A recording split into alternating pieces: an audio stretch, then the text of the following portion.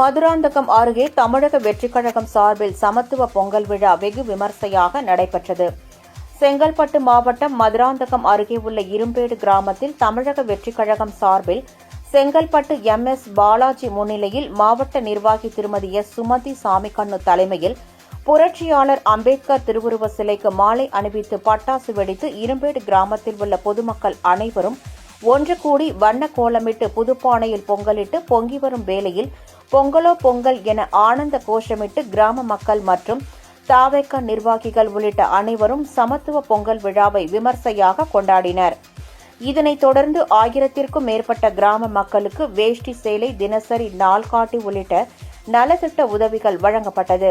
இந்த விழாவில் ஏராளமான கிராம மக்கள் தாவேக நிர்வாகிகள் கலந்து கொண்டனர்.